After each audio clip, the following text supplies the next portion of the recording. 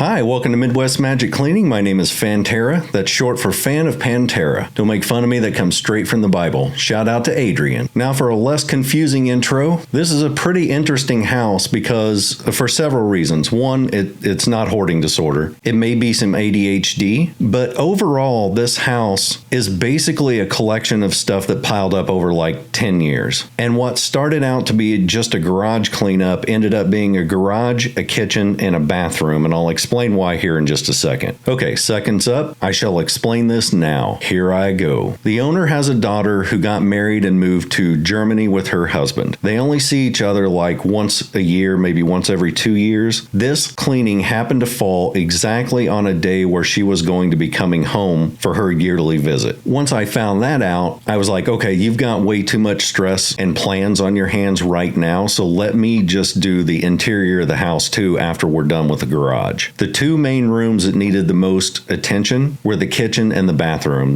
For most people, that's the most annoying rooms to clean anyway. So I'm like, no, Jason and I are here. We can buzz through this in like a day. So we did. We did the garage on one day, and then we came back the next day to do the interior of the house. So this video won't just be the garage. It'll be the garage, a kitchen, and a bathroom. So suck it. We ordered a 20-yard dumpster because this was not so severe that it needed something gigantic, but I mean, it needed to be big enough to throw some old closet doors into. So we took care of that, and then we started throwing away the things that she knew was going to go. The great thing about this not being a hoarder house is she leaves things up to me to where she says, I trust your instincts. You know what's important by looking at it. You know what's not important. You know what's broken and moldy or whatever. So she pointed out a couple of items that she definitely wanted to keep, but otherwise, if I had any questions, I could just go to her and ask. And then beyond that, I could just use my own judgment. So I threw everything away. No, I didn't. I actually threw very little away. I think we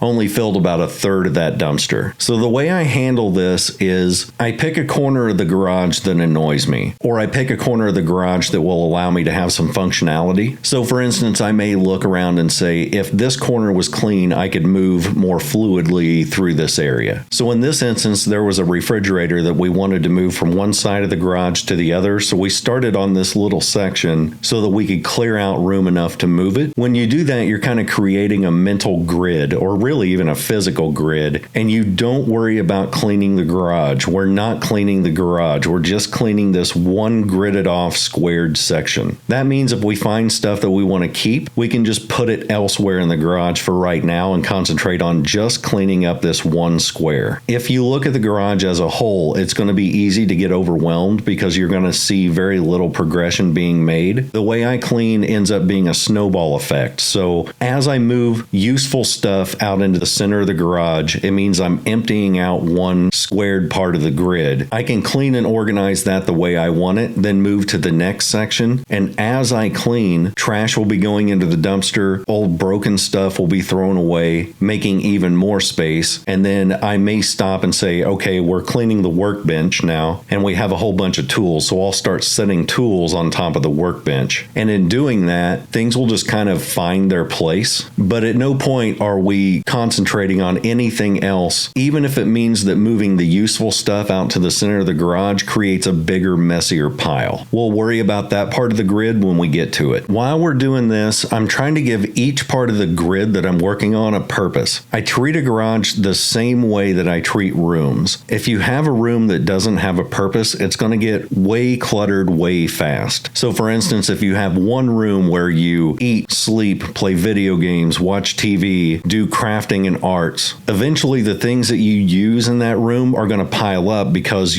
that's where you keep everything that you use. So you're going to have pens and pencils, paints, video game stuff, plates, forks, glasses. It's all going to accumulate in that room. But if you have a room that's for crafting, then that's where your crafting stuff goes. If you have a dining room for eating, that's where your eating stuff is going to go. A garage is the same way. We've got one closet that we're going to use for Christmas storage. The little workshop bench that we had is going to be used for tools. The center of the garage is obviously going to be for a car. We'll have one spot that's got an old armoire that she doesn't use anymore. So since it's in the garage already and it's in good condition, we're just going to use it for storage. There's also a place that's over in the corner with a bunch of chairs around it. That's her relax and chill out spot. So I'm going to redesign that and use some of the stuff that she already has in the garage to make a nice nice little seating area to where her and her friends can sit around in kind of a circle and BS and just relax. Talk about all their favorite bands and all the moose they've suplexed over the years and all the future moose that they will one day be suplexing. You know, like normal, everyday friend stuff. The great thing about cleaning a garage is that if you're not going into deep clean with a power washer, it's pretty much just a case of organizing and sweeping. So we even use a broom to sweep cobwebs off the walls, sweep the floors naturally, but you can sweep off all of the surfaces and whatever to prep it for cleaning, but it's mostly organizing. So oftentimes in a garage, I'll find a little closet or a little storage space that's packed full of stuff, but it just needs restacked.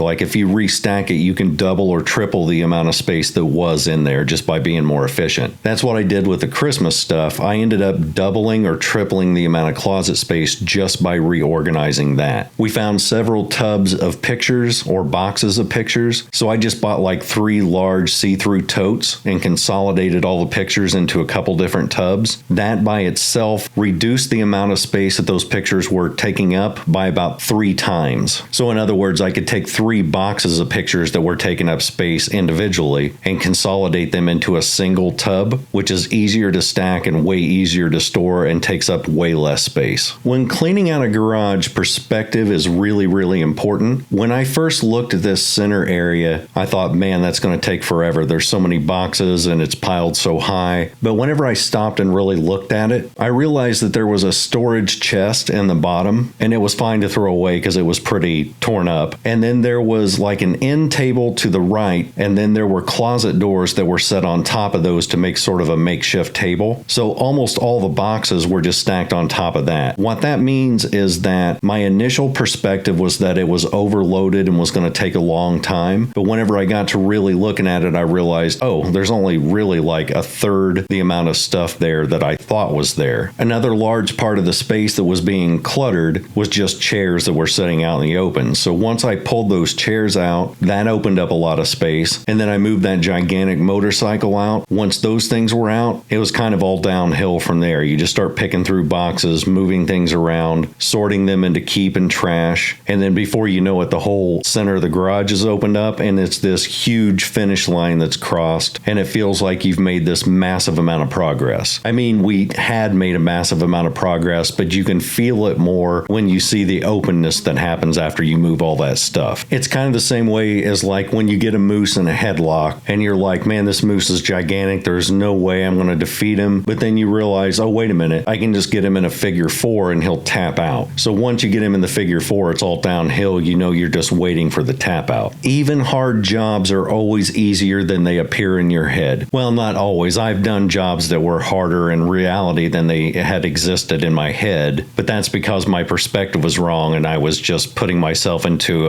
one of those perspectives. It's like, oh, this is going to be easy. The point being is that perspective is key, and you can't really assess a situation until you're like in it. The point is, I can beat up a moose.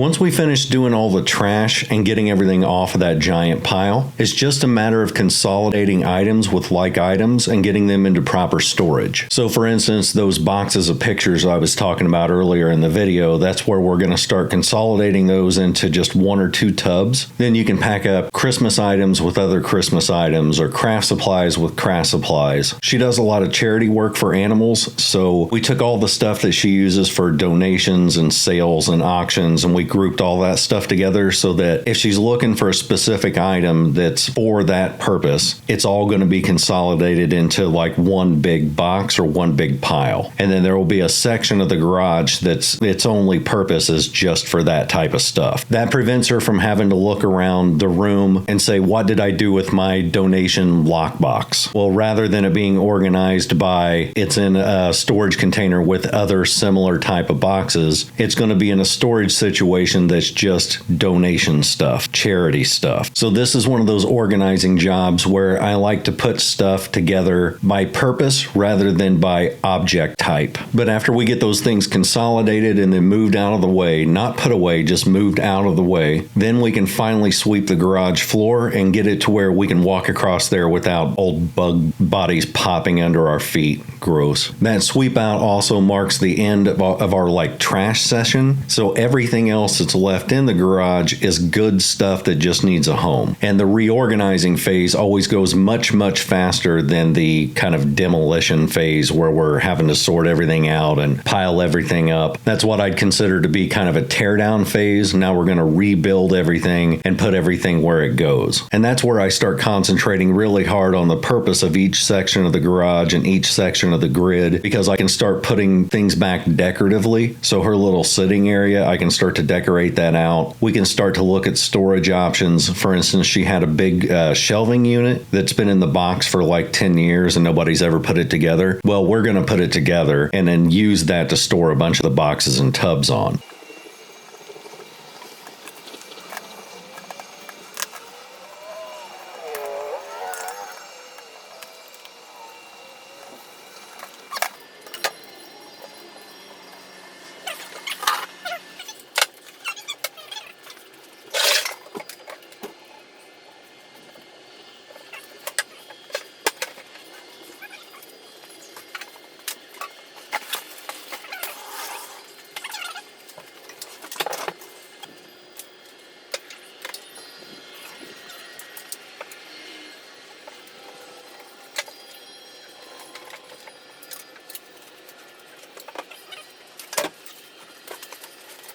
And by we're going to put it together, I mean Jason's going to put it together while I start on the other side of the garage and start putting things away that I know can go to a home that doesn't require a shelf to be built.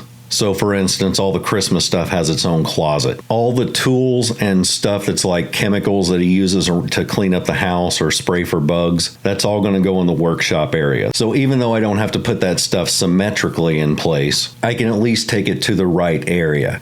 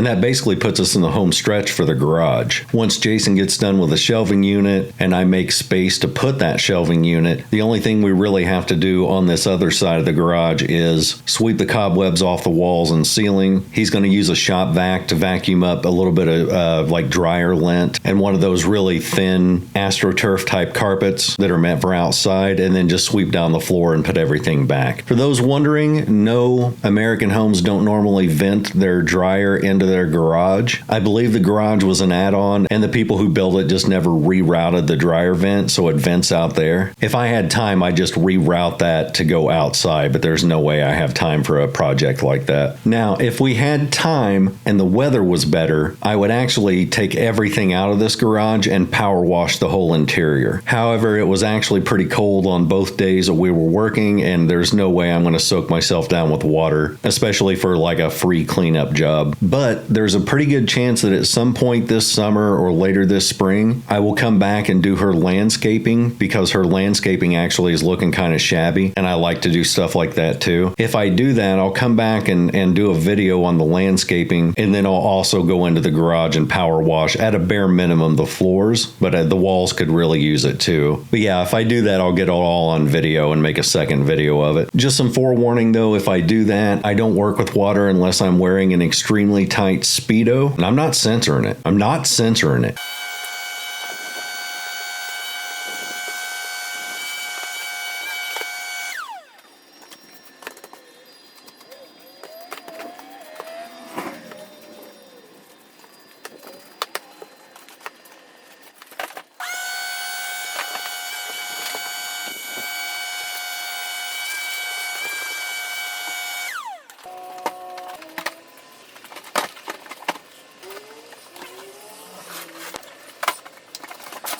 My favorite part to do in the garage was this little workbench area, because it's so close to where the sitting area is that we have to kind of make a transition from work to lounge. So as weird as this might sound, I enjoyed organizing all this and making it fit together, just because it gives kind of a jigsaw puzzle aspect to it mentally. So it's not just an act of putting things away, it's more like problem solving. The problem is, how do I make it warm and inviting over here in this circular sitting area, while at the same time making things functional in the workbench area. And the philosophy behind that is, if it can disappear, make it disappear. So all the chemicals are going to go down below the workbench. All the tools are going to go into his old toolbox. Trash cans can be sandwiched between the refrigerator and the workbench. And then anything that can't be outright hidden needs to be stacked in a symmetrical way. The more symmetrical a room or an area of a room is, the cleaner it looks. Even though it's got the same amount of stuff, when your mind sees it in a symmetrical stack, it tricks your mind into thinking there's order versus chaos.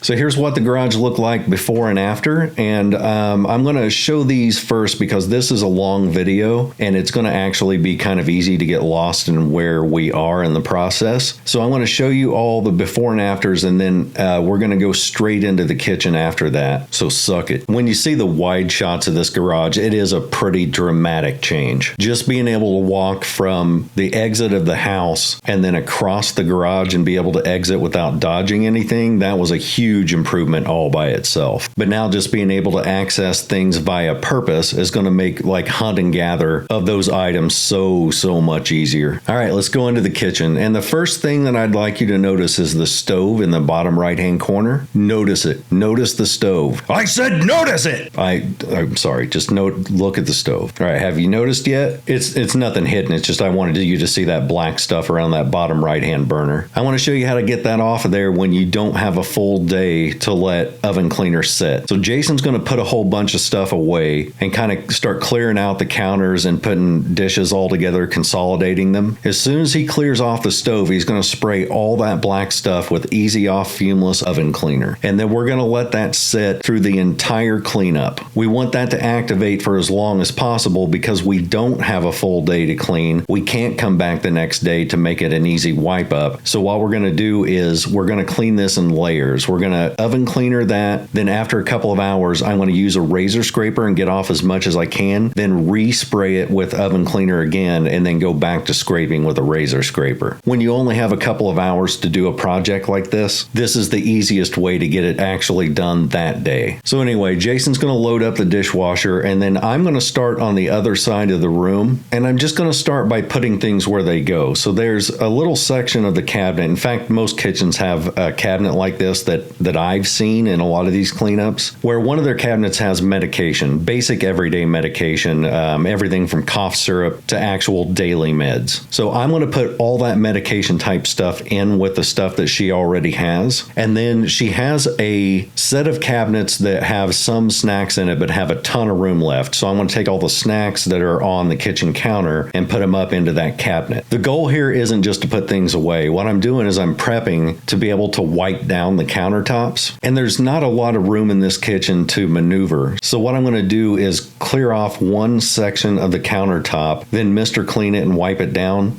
then put things back one section at a time. So it'll be clear off a 3-foot section, wipe it down, put things back, move to the next 3-foot section and continue that process. If the kitchen was bigger and had more surfaces to utilize, I would move everything off of all the counters, wipe them all down at once, and then redecorate from scratch. Even when cleaning things as simple as a countertop, I'm still using the purpose philosophy when I do it. So bread and toaster are right next to each other. There's a basket of snacks on the corner. One section has a KitchenAid and some baking stuff. She's got another section that just has all of her coffee stuff. In doing that, you end up with the countertops that aren't just random stuff on a counter. It divides your kitchen up into sections and each one has a purpose. So there's a reason to walk there. There's a reason for those things to exist on the countertop rather than hidden away in some cabinet. I still try to utilize the philosophy of if it can be hidden away, hide it, but I also want everyday useful items to be within reach, and those things are just fine to have out on your counters. So I use a Keurig every day. I would be so annoyed if I had to pull that thing out of some sort of cabinet or shelving unit. I want it right there on the counter, stationary, to where I can just walk to it and use it. But I don't use my toaster every day, so in my house, my toaster is hidden away somewhere else. In my butt. That's just a joke. There's no toaster in my butt. That is exclusively for KitchenAids. Oh, yeah.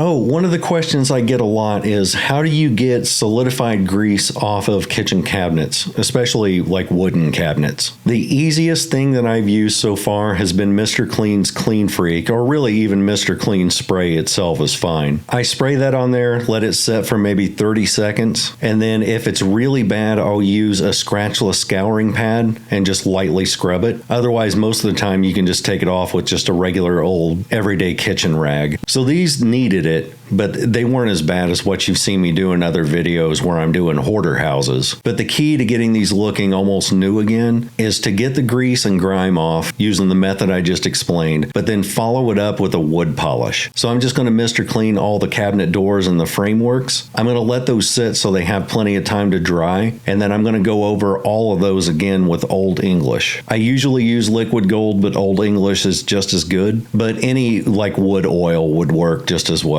While I'm doing that, Jason's going to knock out the dishes that couldn't fit into the dishwasher or weren't dishwasher safe, and then he's going to clean the sink with Barkeeper's Friend, which is the best thing I've used for stainless steel. Just keep in mind that when you're using that, you'll want to use gloves because if you have any like small cuts on your fingertips, it'll sting. Just powder the whole thing and then wet down a sponge and then scrub it in kind of like it's a paste. When you're done, you'll want to rinse that really, really heavy because it'll leave a film. So what we do is we rinse it heavy, then we Mr. Clean the whole sink, and then I follow that up with my homemade APC. For those of you who are new to the channel, my APC is made in two different ways. If I'm straight sanitizing something and I'm wanting to kill germs and bugs or whatever, I just use 70% isopropyl alcohol and about 5 or 6 drops of Dawn dish soap in a regular size spray bottle. But if I'm cleaning with it and I'm not really worried about sanitization, I'm just worried about shine and making things look pretty, then I'll fill 1/3 of a bottle full of 70% isopropyl alcohol, the other 2/3 with water, and then 5 or 6 drops of Dawn dish soap. Shake it all up and then you're ready to go. If you clean a stainless steel sink this way, do Barkeeper's Friend, then whatever cleaner you want. Whenever you use the APC, I wipe it down with a microfiber towel, and then I follow that up with an ultra fine microfiber towel, and that's what gets rid of the streaks. It's what makes the whole sink look really, really shiny. The great thing about that is it's not just good on stainless steel, but the APC is really good for anything that shines really except wood. So I use it on stainless steel fridges, mirrors, glass, windows. You can also use it on stone countertops like granite. If it's not wood and it shines, it's pretty much a safe bet to use this stuff on, and it really, really does work. I get my alcohol just from Walmart in the pharmacy section. If I'm ever in a pinch and I'm out of alcohol, what I do is just flex at the dirt and it gets scared and shoots off like a geyser, like a dirt geyser. Do not do that unless you're experienced because you can easily crack your counter in half. Flexing is not a toy.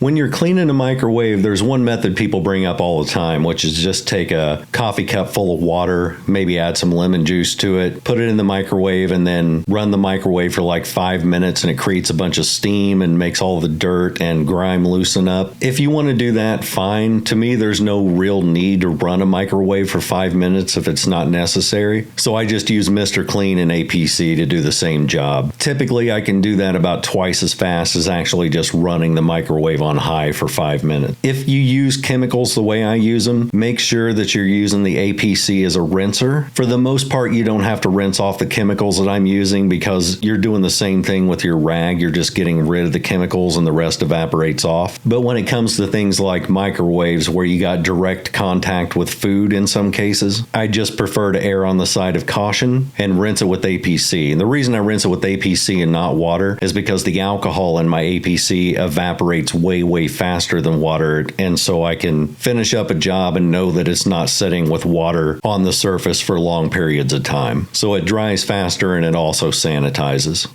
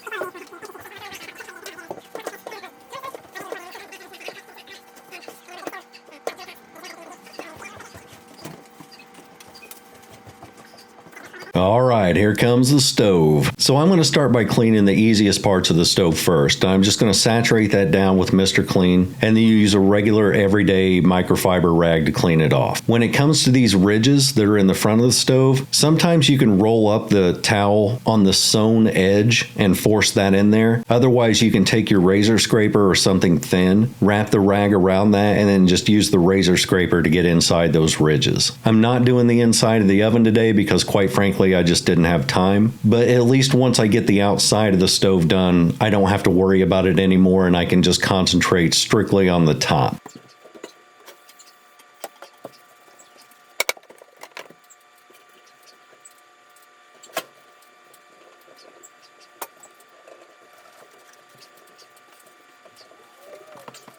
On the top, without wiping the old oven cleaner off, I'm just going to take a razor scraper and start scraping at about a 45-degree angle. People ask me all the time, doesn't that scrape the stove? Doesn't it scratch it? And the answer is no. These stoves are usually coated in porcelain or ceramic, and you're not scraping that off. If you do, you've got a really cheaply made stove. But if you're holding the razor scraper at a 45-degree or shallower angle, you can scrape all day and never leave scratch marks on it. While I'm doing that, Jason's going to take care of a ceiling fan that was pretty bad. He's just going to use a duster to get all the dust off, and then he's going to switch to a microfiber towel that's been sprayed down with Mr. Clean. That way he doesn't have to spray these things directly. Yeah, it's not a good idea to be spraying light bulbs with a liquid. So he's just going to go over all the light bulbs, the covers, the fan blades. Pretty simple job. Back to the stove. I've let that sit for a little bit longer and sprayed it down with oven cleaner again, and then I'm just going to start scraping off the second layer. Now, if you have overnight to clean one of these, the easiest way to do it is to spray the whole top of the stove with oven cleaner, then pull off some saran wrap or cling wrap and lay it over the top of that and push it down until it makes contact with the oven cleaner. That prevents the oven cleaner from evaporating and allows it to make contact with that grime overnight. Then the next day you just come back and most of the time you can just wipe it off with a rag and you're good to go. No scraping involved.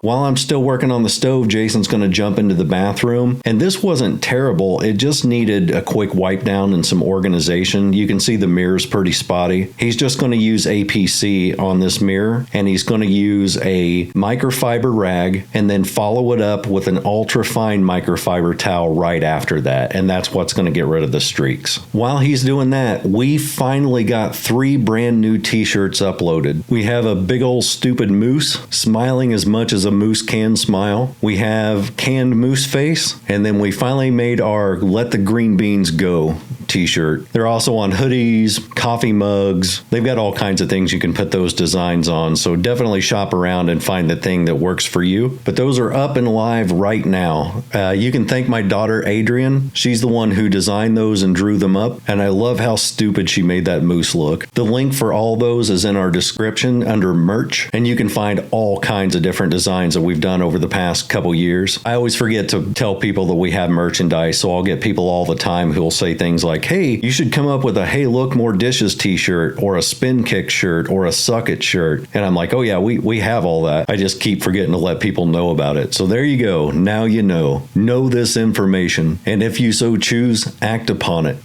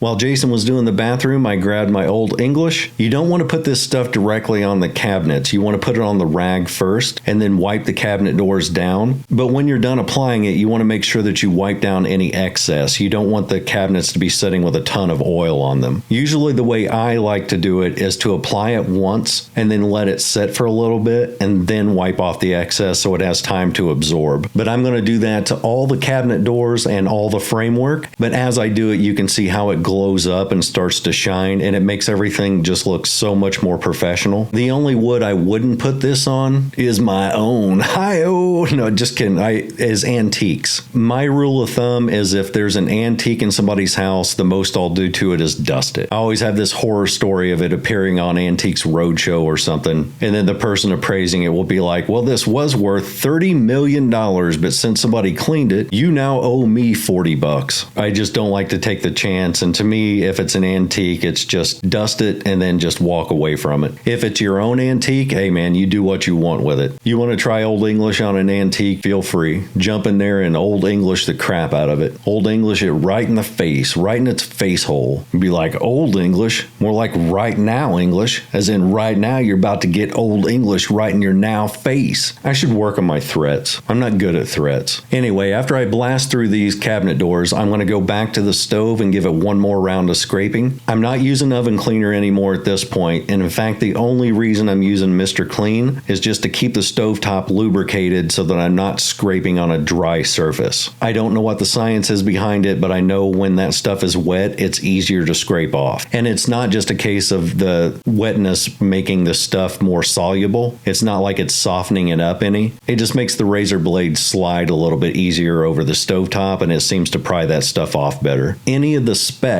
that I leave over, anything that is small, I'm just going to get that with an SOS pad or a Brillo pad. For those of you not in the US, an SOS pad is just a Brillo pad that's covered in soap. For those of you who don't know what either of those things are, it's just steel wool. That comes from Metal Sheep, basically the sheep version of Transformers.